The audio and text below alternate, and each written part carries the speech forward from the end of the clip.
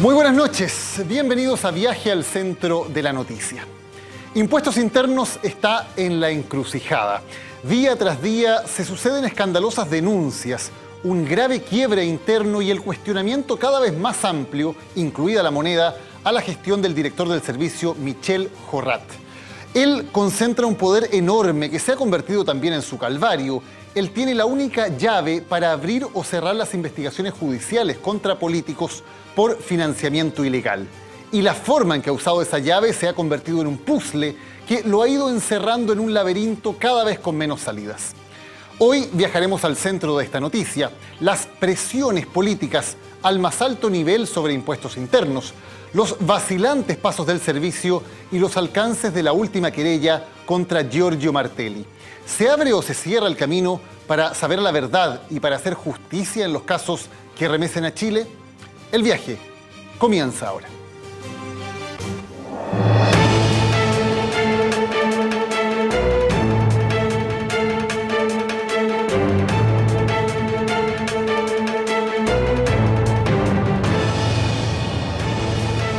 El Servicio de Impuestos Internos está en el centro de la polémica, recibiendo enormes presiones y reaccionando de alguna manera a ellas. ¿Qué es lo que ha ocurrido con el servicio, con la situación de su director, que incluso ha generado el primer conflicto dentro del nuevo gabinete?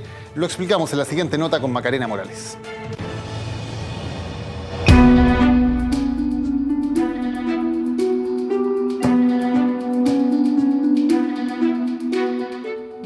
Cuestionado por estos días la labor del Servicio de Impuestos Internos. Y es que el organismo es el único que tiene la acción para entablar querellas, a partir de las cuales el Ministerio Público puede investigar delitos tributarios. Delitos que hoy se mezclan con la clase política por los bullados Caso Penta y su ya prácticamente autónoma arista, SQM. Y es que el Servicio de Impuestos Internos en octubre del año 2012 descubrió devoluciones indebidas a 122 contribuyentes. La entidad realiza una intensa investigación contra funcionarios del organismo que materializaban las incorrectas devoluciones, varios de ellos hoy ya condenados por la justicia. Así nacía el renombrado caso Fraude al FUT. Una abogada a mi cargo examina este informe y se da cuenta que algunos contribuyentes imputan directamente responsabilidad a funcionarios que estaban en ese minuto en ejercicio del Servicio de Impuestos Internos y que mencionaban algunos cobros bastante importantes de dinero, evidentemente irregulares. Mismo caso que abriría la puerta a uno de los delitos tributarios más bullados del último tiempo y que se mezclaría más tarde con la clase política. Es que el SII, en el marco de los retiros indebidos del FUT, presentó una querella contra los controladores de Penta. Carlos Delano y Carlos Lavín, desde el año 2013, estaban en la mira del servicio, sin siquiera sospechar que tiempo después los ojos también volverían al propio organismo. Historia ya conocida, el cruce entre el Grupo Penta como financista de políticos, algunos de los actores ya formalizados, otros vinculados a la lista política, a la espera de la formalización. La madeja se enreda cuando desde Penta se avanza Soquimit, empresa que habría financiado a políticos de casi todos los sectores. Empresa para la cual el operador político y recaudador de campaña, Giorgio Martelli, habría realizado trabajos a través de asesorías y negocios spa. Y es en esa empresa para la cual el propio director del Servicio de Impuestos Internos habría prestado colaboración entre el año 2012 y 2014. Situación que obligó al director del organismo a inhabilitarse. En realidad es algo que yo he estado pensando en el sentido de que, más que de esta empresa, de todas las empresas a las cuales trabajé, por una cuestión de transparencia. Cortados los puentes entre el subdirector jurídico del Servicio de Impuestos Internos por la querella contra Martelli y Jovino Novoa, Jorrat, el inhabilitado director en el caso Martelli, era el único facultado para presentar acciones contra su ex empleador. El organismo finalmente entabla la querella el pasado día lunes. El Servicio de Impuestos Internos, si bien es un organismo autónomo del Estado, depende del Ministerio de Hacienda y su director, hoy, Michel Jorrat, sin militancia partidista conocida, trabajó activamente en la campaña de Michelle Bachelet. Cerebro de la reforma tributaria, fue nombrado para estar a la cabeza del organismo el 11 de marzo del año 2014. Y el nuevo titular de Hacienda tiene la tarea de aconsejar a la mandataria de mantener o no en su cargo al cuestionado director de la entidad. Esos son los últimos acontecimientos. Vamos a tratar de ponerlos en contexto, de explicarlos, de entenderlos junto a Macarena Morales. Maca, buenas noches. Buenas noches, Daniel. Sí, vamos a tratar de entender de qué tratan estas dos querellas que presenta el Servicio de Impuestos Internos el día lunes, quiénes son los personajes involucrados en las mismas, ¿te parece? Y antes de ir a la gráfica hay que dar una primera explicación. Va a aparecer Giorgio Martelli como el primer querellado. Giorgio Martelli es el dueño de Asesorías y Negocios, que es la empresa a la cual le prestaron boletas Rodrigo Peñailillo, exministro del Interior, y el propio Michel Jorrat, entre otros funcionarios y exfuncionarios del gobierno. Jorrat había dicho que él se inhabilitaba en los casos que tuvieran que ver con esta empresa, Asesorías y Negocios. Sin embargo, sí presenta la querella contra Giorgio Martelli como persona natural, no en cuanto a representante legal de Asesorías y Negocios. Esa es el matiz que hace el director de Impuestos Internos para decir que, según él, no estaba inhabilitado contra Martelli como persona natural, aunque sí como representante jurídico de su empresa. Y eso es lo que no aparece en la querella, que es representante legal de Asesorías y Negocios SPA. Claro. Vamos de inmediato entonces a ver y tratar de descifrar esta primera querella contra Giorgio Martelli, operador político, recaudador de campañas. Para ponerlos en contexto, él, ante la declaración del Servicio de Impuestos Internos, guardó silencio. Hoy la Fiscalía, porque ya está querellado, en calidad de imputado, lo puede citar a declarar. Y probablemente lo cite a declarar la próxima semana. La querella contra Martelli no es por las boletas y facturas de personas como Peñailillo, como Jorrat, durante el año 2012-2013. Es por otro caso distinto que lo involucra como persona natural, no como empresa. Muy importante tener en claro eso. La querella es por boletas de los años 2009 y 2010 emitidos por Clara Benzán. Clara Benzán, contadora. Vamos a ver de inmediato. Ella, a través de Asesorías de Gestión en Gestión Integral Limitada, emite dos facturas ideológicamente falsas por servicios no prestados por la suma de 92.750.000 pesos. ¿Qué pasa con esas facturas? Luego aparecen mencionados también en la querella SQM. ¿Por qué? Vamos a verlo de inmediato. Y es que ella emite estas facturas hacia SQM. Son ellos, y por eso es que traemos aquí las imágenes de los representantes legales. Está Patricio Conteste, Patricio Solminac y Ricardo Ramos, quienes le entregan el dinero a Clara Benzán. Ese dinero, ¿a dónde va? Según lo que se le dice a Benzán, se le dice: tienes que entregar esas facturas, te entregan la plata y luego esa plata se la entrega, y esto es muy importante, la forma, en un maletín con billetes. Va al banco, cobra el valevista por esas boletas, le entregan un maletín con billetes y Benzán se lo entrega a Giorgio Martelli. ¿Por qué? Porque Martelli dice que ese dinero va a ir directamente a la campaña presidencial de Eduardo Frei. Clara Benzán, como militante demócrata cristiana, dice en su declaración que ella hizo fe de lo que decía Martelli, por eso entrega las boletas y por eso le entrega este maletín con dinero en efectivo, con billetes a Giorgio Martelli. Y la anécdota en su declaración indica que le fue devuelto el maletín.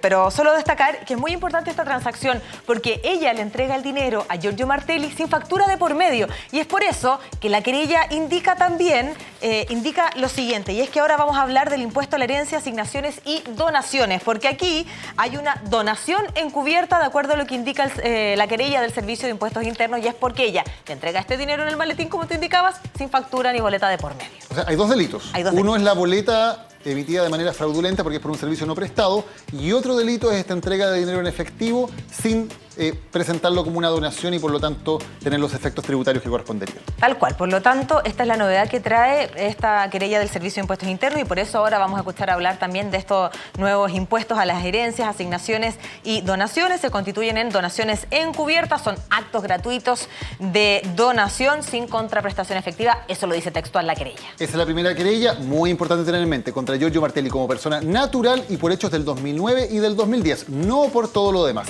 La segunda querella es contra Jovino Novoa.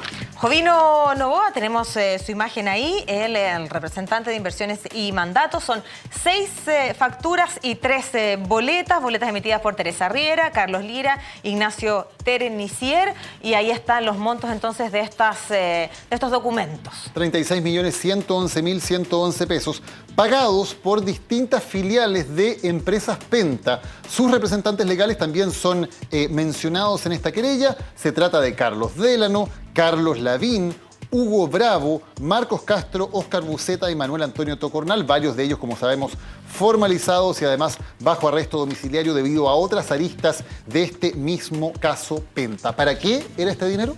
Vamos a verlo de inmediato. Bueno, por supuesto, muchos de ellos para el financiamiento ilegal de la política y los dineros destinados especialmente para la senadora de la UDI, Ena von Baer, en su mayoría. Por eso traemos también su imagen acá. Las 3 boletas habrían ido a financiamiento de esa campaña y también 2 de las 6 facturas, según se especifica, eran para financiamiento de la campaña senatorial de Ena von Baer en el año 2013. Claro, por eso traemos entonces ahí la explicación de la manera más sencilla posible de estas 2 querellas que presenta el día lunes el Servicio de Impuestos Internos. Hablemos ahora de Michelle Jorrat y su rol en todo esto y partamos por explicar el organigrama de impuestos internos porque hay varios actores relevantes en esta trama. Michelle Jorrat, claro está, es el director del Servicio de Impuestos Internos.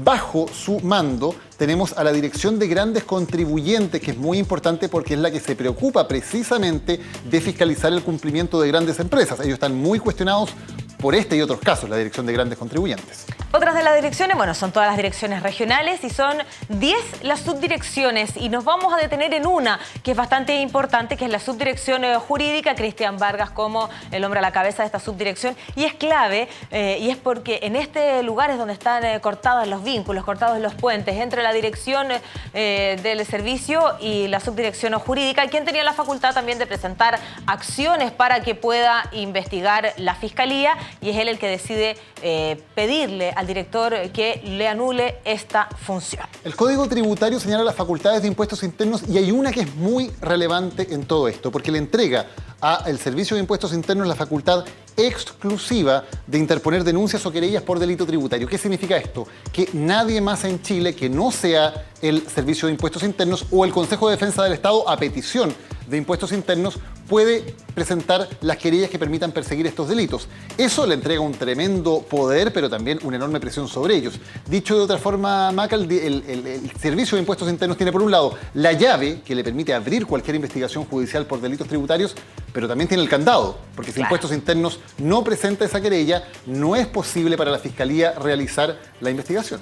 Claro, por lo tanto es muy importante la relación que existe aquí entre el director y la subdirección jurídica. Hoy el director ha presentado estas querellas y que le entregan en algo alguna facultad a la Fiscalía para poder indagar en estos casos específicos lo que indica la querella. Ahí hay un debate jurídico que es bien interesante porque tiene que ver con, como veíamos, se querella contra Giorgio Martelli, pero como persona natural y solamente por los hechos relativos a Clara Benzán del 2009 y el 2010. Uno se pregunta, ¿permite eso a la Fiscalía indagar también todo lo demás que tiene que ver con Giorgio Martelli, lo que, por ejemplo, tiene que ver con funcionarios y exfuncionarios del gobierno? Y ahí hay una discusión jurídica. La Fiscalía eventualmente puede llamar a declarar a Martelli, le puede preguntar otras cosas, puede abrir otras aristas de investigación. Pero lo que algunos abogados temen es que ese factor pueda ser usado más adelante en el proceso. Por ejemplo, que en una eventual formalización se pudiera decir, no, la Fiscalía actuó más allá de sus atribuciones, porque Impuestos Internos solo se había querellado por esto específicamente y la Fiscalía abrió la investigación mucho más allá. Son detalles jurídicos,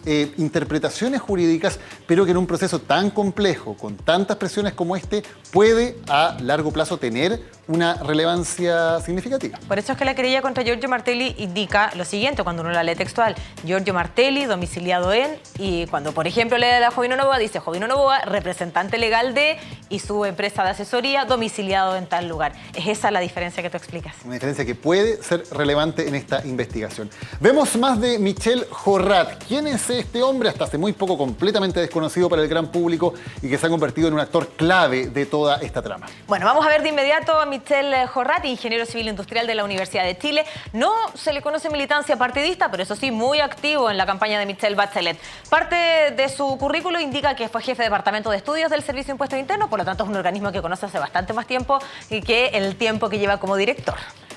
Claro que sí, asesor tributario de la Dirección de Presupuesto, asesor económico en la campaña presidencial de Michelle Bachelet, donde fue el ideólogo de la reforma tributaria y luego se le pone entonces a la cabeza de Impuestos Internos. Hay cosas que todos reconocen de Jorrat, sin ninguna discusión, que es alguien muy preparado técnicamente, que conoce muy bien cómo funciona el sistema tributario y también dicen que él tenía la convicción de que había que ser más claro en la fiscalización en especial de los grandes contribuyentes y de las grandes empresas, que esa era su línea antes de que aparezca todo este escándalo, que su línea era intentar agudizar esa fiscalización de los grandes contribuyentes. Antes que el escándalo pasara a la política, digamos. o estuviera mezclado. Antes de que se comenzaran a mezclar los temas y que evidentemente la gestión de Jorrat quedara marcada por lo que está pasando con los escándalos relativos a la política. Importante aclarar que el director del Servicio de Impuestos Internos es elegido por alta dirección pública, son una terna que tiene la Presidenta de la República y que finalmente ella decidió y optó por ratificar en su cargo a Michel Jorrat como director del Servicio de Impuestos Internos, cargo que tuvo de forma interina desde marzo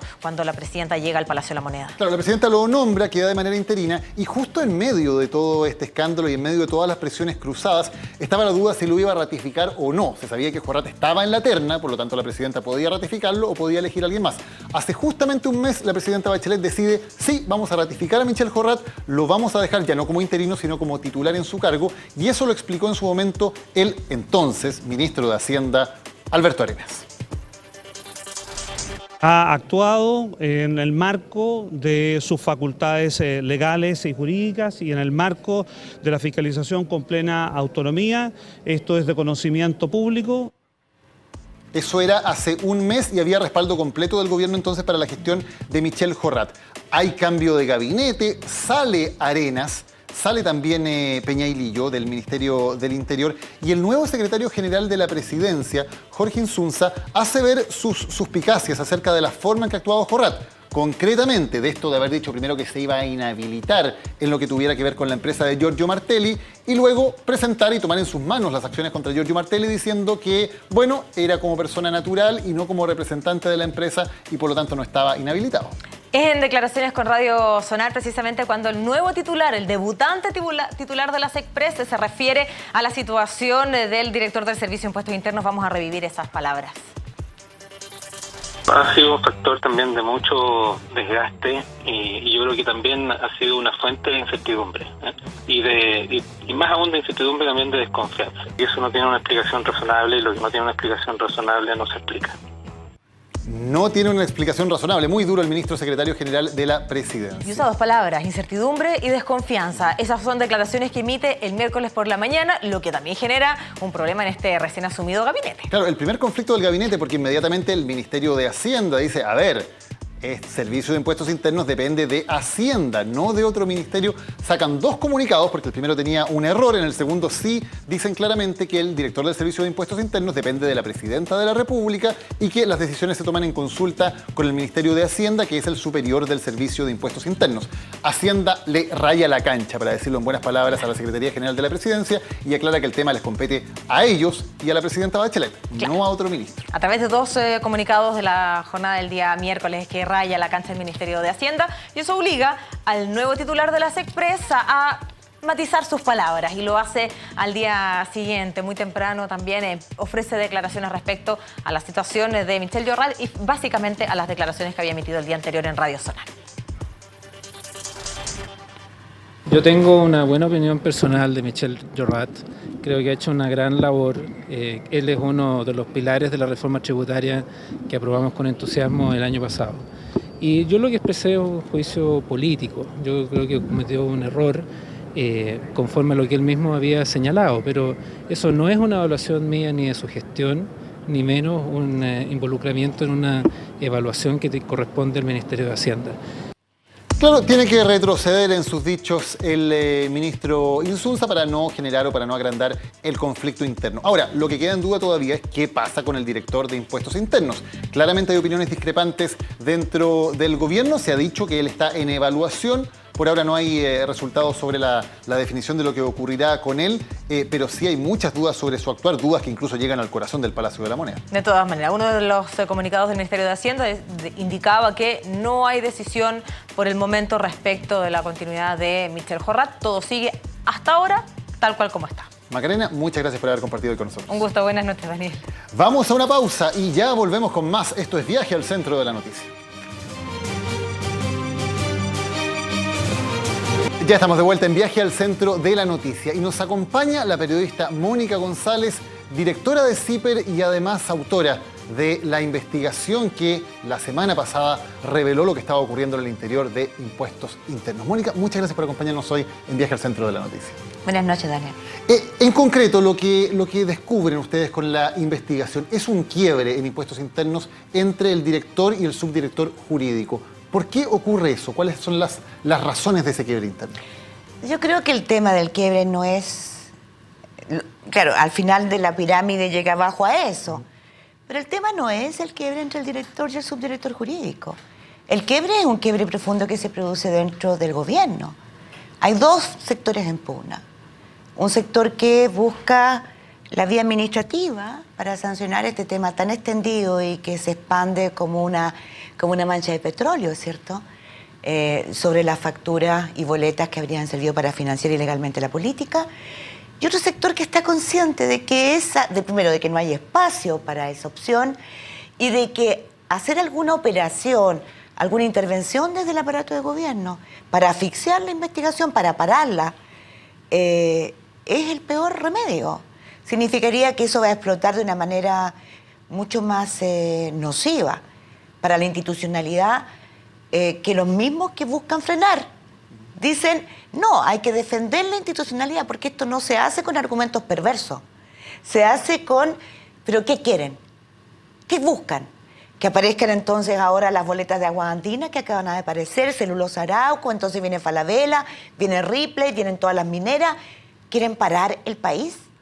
¿Quieren parar la economía del país? ¿Y quiénes son los que presionan con esos argumentos? Bueno, lo que yo y lo que nosotros escribimos, porque no soy yo solamente, lo que nosotros escribimos en el reportaje es lo que nosotros logramos indagar y que, a ver, mal, bien, todos nosotros lo sabíamos, Daniel, ¿o no? Los periodistas sabíamos que existían presiones. Lo interesante del reportaje es que detalla. Da reuniones, da nombres. Claro, y eso se grafica. Y yo quisiera decirte que, más allá de la presión del sí, y te quiero pedir permiso para eso, a mí me gustaría aprovechar este espacio para que entendamos que la chimuchina no es el momento. Que lo que está en juego aquí, más allá de Llorrat, director del sí, Vargas, subdirector del sí, si el ministro de Hacienda nuevo, ¿qué va a hacer? Es lo que está al medio de la mesa. Y yo voy a decir dos cosas, son las centrales. Dejemos las boletas y facturas políticas. El Servicio de Impuestos Internos es clave para enfrentar una de las lacras más graves que tenemos. La evasión de los grandes contribuyentes, es decir, los mismos que han financiado y cooptado la política. Y que alcanza el 46%. A través del FUT, a través de los forward y a través de una serie de mecanismos que a raíz de esta investigación del financiamiento ilegal de la política, hoy día podemos descubrir. Ahora, el que tiene más claro este problema es el propio Jorrat, que investigó precisamente cómo los grandes contribuyentes en Chile evadían impuestos. Bueno, a mí eso es lo que me parece más penoso de toda esta historia. Porque si hay alguien que hizo una gran contribución a este país, fue Jorrat. Tú lo acabas de decir. Cuando uno lee su estudio, el primero que logra definir claramente el rol, pero científicamente, que juega el FUT, la evasión tributaria, de los grandes contribuyentes, porque todos nosotros pagamos los impuestos todos los días y hasta el último centavo.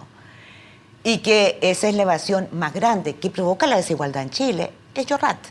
Perdón, sus estudios son los que hacen que de ser una idea loca, media fiebrada, su estudio hace que se convierta en algo, una política pública seria y que se instale así en el programa de gobierno. Una reforma tributaria que, digamos que, recordémoslo, ¿no?, terminó en la cocina de Saldívar. Claro, pero la idea estaba y Jorrat tenía claramente esa intención, ese espíritu de lograr que efectivamente los grandes contribuyentes pagaran lo que tenían que pagar. Y por eso tanto odio de la derecha también. Le tienen mucho odio, porque él es el autor de la principal investigación sancionada internacionalmente de cómo en Chile el porcentaje, la incidencia del FUT en la desigualdad. ¿Y cuál es el rol de Jorrat ahora, cuando él evidentemente está bajo presiones gigantescas, presiones que vienen en muchos casos del gobierno, de sus superiores? ¿Qué rol toma Jorrat en todo esto? A mí más me gustaría poner el acento para que el impuesto interno pueda cumplir a cabalidad, digo, esa función que es la más importante para mí, combatir la evasión del 46% de los grandes contribuyentes, de los hombres más ricos de Chile, que han financiado la política y han cooptado. Porque esta es la segunda parte. Esta cooptación de la política tiene, y yo por eso digo la chimuchina, dejémosla a un lado, tiene efectos de gran dimensión, sí, institucional, pero si las instituciones funcionan no se cae el país. ¿Por qué digo esto? Porque está aprobado hoy día que Corpesca, Pesquera El Golfo, todas las pesqueras importantes como lo demostró CIPER en una investigación muy importante, en que nosotros mostramos cómo se había repartido el mar chileno. Esas empresas pesqueras pagaron mucho dinero, como está aprobado judicialmente en este juicio de Corpesca y el cohecho que pagó a Martí Sassi y a otros, y que destapó CIPER en su momento. Esa ley de pesca corrió mucho dinero. ¿Para qué? Para que parlamentarios de distintos colores, no todos, porque eso hay que insistir siempre, votaran de acuerdo a los intereses de las pesqueras, y que asesores del ministro de Economía, que lideró esa negociación como ministro de Economía, Pablo Longueira, estaban también cooptados por las pesqueras. Digo, después de eso, después que nosotros tenemos al frente de nosotros esa realidad, hagamos el resumen, raya para la suma, esa ley de pesca es espuria. ¿Qué hacemos con esa ilegitimidad? ¿Qué hacemos con el Código de Agua que viene ahora, cuando sabemos que las principales empresas que tienen la propiedad del agua, que es una locura cuando sabemos lo que significa que las guerras que vienen son por agua? ¿Qué hacemos si ellas compraron el agua en el gobierno de Eduardo Frei, terminaron de privatizarse la sanitaria? ¿Qué hacemos ahora? Cuando sabemos que han financiado la política con grandes cantidades de dinero como Endesa. ¿Qué hacemos cuando un diputado como Ernesto Silva, que era presidente de la UDI y miembro de la Comisión de Hacienda, presenta una indicación, como dice el ministro Jaime Mañalich, que favorece a las ISAPRE, y él es accionista, como lo demostramos nosotros, de ISAPRE Más Médica? ¿Esa indicación la escribió él o la escribieron los dueños de Penta? Ahora, en todo este panorama, lo que uno se pregunta es el rol o quién puede lograr que estas investigaciones sean frenadas o continúen efectivamente. Hay dos patas. Una es el Ministerio Público y otro Servicio de Impuestos Internos. Por eso que los roles estaban repartidos, ¿no? Uno es el ministro de Hacienda, que tiene la superioridad jerárquica sobre impuestos internos, y el otro es el Ministerio Público, cuyo superior es la ministra de Justicia. Pero finalmente el Ministerio Público, por estas tonteras que tiene el sistema chileno, debiera ser un poder autónomo. Hay que revertir, o sea, aquí nada se va a hacer, nada va a llegar hasta el final, nada va a funcionar con transparencia y no se va a sancionar a los responsables. Si no se asumen dos cosas, primero, los ministros de Justicia, Interior y Hacienda deben dar garantía de plena independencia a las instituciones que hoy día tienen en sus manos investigar en una encrucijada que nunca en los 24 años de democracia hemos tenido, la peor escándalo de corrupción por la cooptación de la política en todos sus niveles que han hecho las grandes empresas de Chile. ¿Y el ministro de Hacienda, Alberto Arenas, y el ministro del Interior, Rodrigo Peñailillo, daban esas garantías, dejaban que impuestos internos hicieran su pega? Yo creo que no. Y yo creo que ahora también tenemos que entender que no va a haber garantía si impuestos internos, por ejemplo, no se le dota de profesionales idóneos, de autonomía suficiente, de facultades suficientes para que hagan su trabajo hasta el final libres de presiones. Y el Ministerio Público, ¿hasta cuándo? Fíjate, cuando uno piensa cuántos profesionales son los que deben investigar esta maraña sofisticada de encubrimiento de boletas, sociedades, nosotros que hacemos ese trabajo y nos demoramos, nos imaginamos cuánta gente debieran tener. Eso es lo primero que hay que hacer. Y por lo tanto también esa es una primera medida que yo no la veo y que debiera ser exigida. Y la segunda es que aquí debe haber una transparencia total, porque el gota a gota lo único que ayuda a que la gente crea que todos están metidos en este mar de corrupción, y no es así. ¿Qué rol tiene gente como, por ejemplo, Ricardo Escobar, exdirector de Impuestos Internos, o Samuel Donoso, abogado, en las circunstancias que se dan?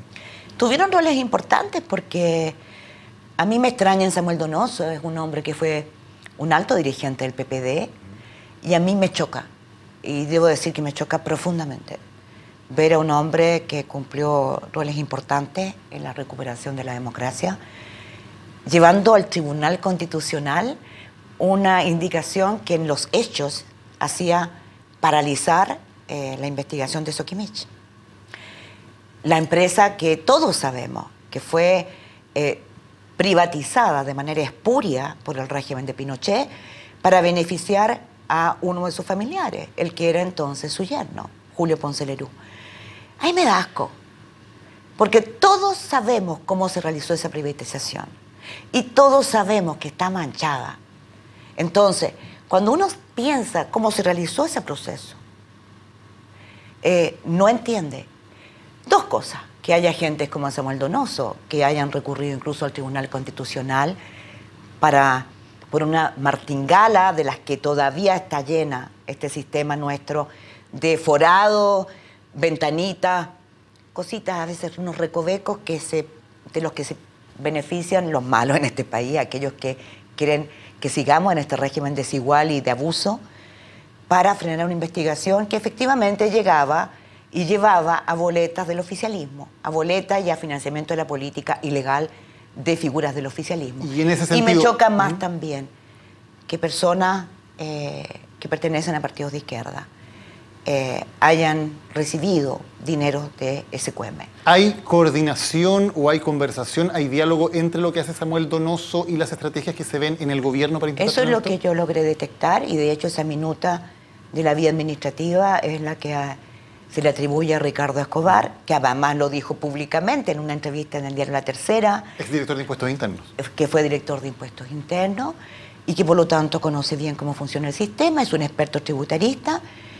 Y aquí llegamos a un punto, Daniel, muy importante. Aquí nosotros hemos centrado la mirada en las empresas, comillas, malvadas, que han cooptado la política con grandes maletines de millones de dólares, y en políticos que han sido poco honestos. Y los abogados tributaristas se nos pasan colados. Aquí toda esta máquina de evasión tributaria es posible gracias a expertos que cobran mucho dinero, mucho, para aconsejar y asesorar a las empresas. Hoy día sabemos que una de las artimañas favoritas por la investigación del Ministerio Público y del Impuestos Internos a los controladores del Grupo Penta son los forward. Además del FUT, los forward. Y estas facturas falsas y boletas falsas con que les pagaban a ejecutivos bonos millonarios para que muchos de ellos depositaran estos dineros en paraísos fiscales también.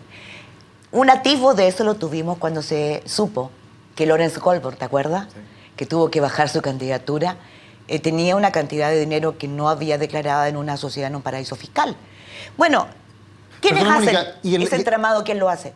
Claro, correcto, los abogados. Y perdona, y aquí cuando se habla de la reforma tributaria, al final la reforma tributaria terminó incluyendo casi de contrabando una norma que beneficiaba precisamente a quienes hubieran sacado plata de manera irregular a paraísos fiscales. Bueno, en la reforma tributaria se incorporaron en esa cocina última varias cosas de contrabando que la hizo más compleja, menos comprensible.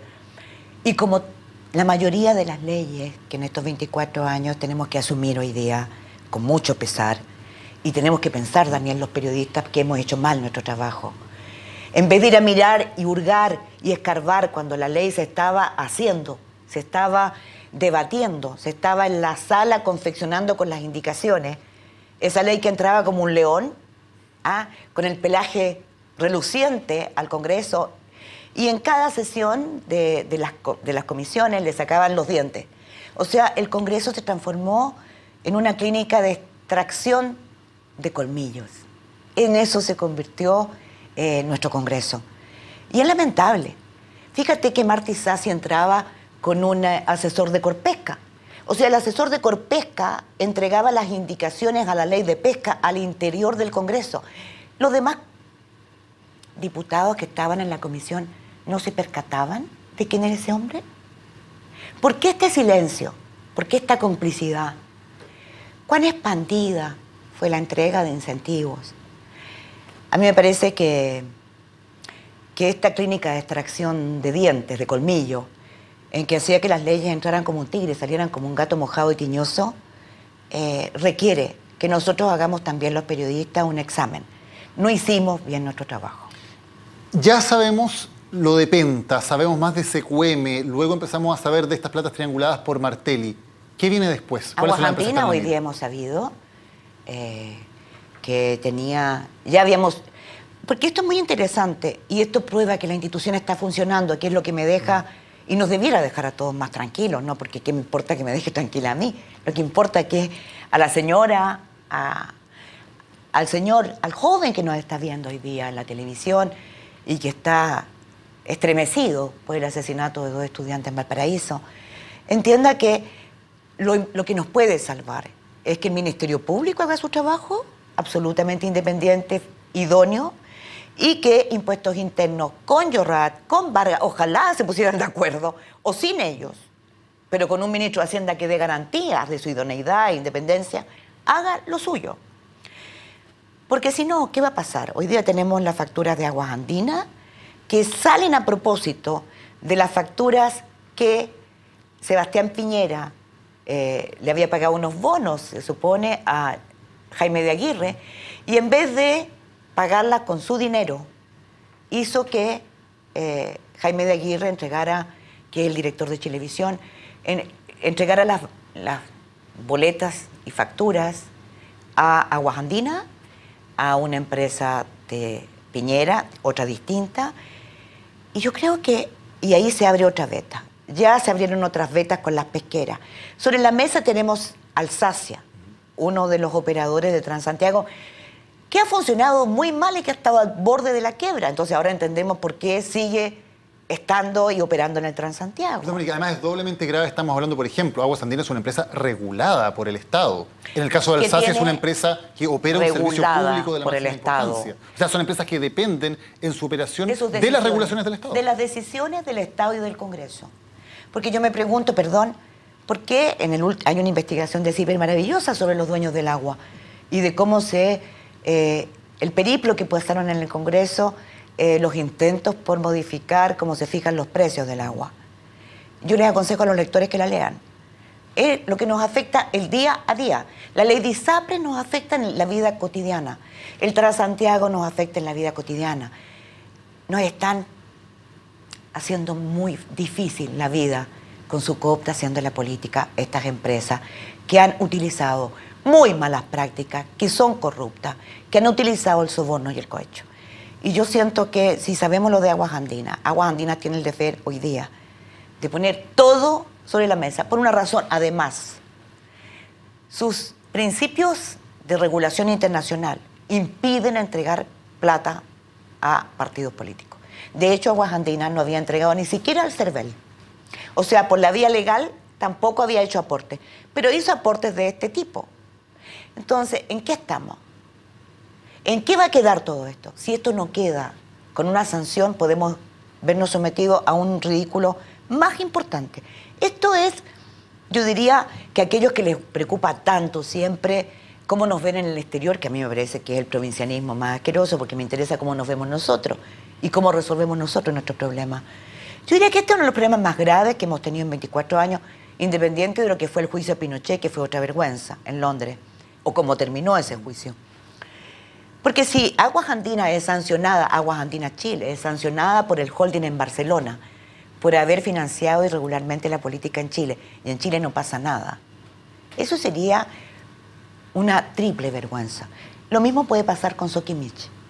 No nos olvidemos que hay otro juicio importantísimo de corrupción, el de Bilbao, por el uso de información privilegiada en la compra de unas acciones que también los hicieron millonarios. Y que también se descubre afuera. Una y otra vez da la impresión de que el verdadero temor está a los reguladores de afuera, porque parece que los reguladores acá no se les controla o no se hace la pega o la fiscalización no es suficiente. Porque las sanciones son muy Exacto, pero cuando hay reguladores de Estados Unidos, de Canadá o de Europa metidos, ahí nos preocupamos. Entonces tú estás planteando un tema que cae de cajón.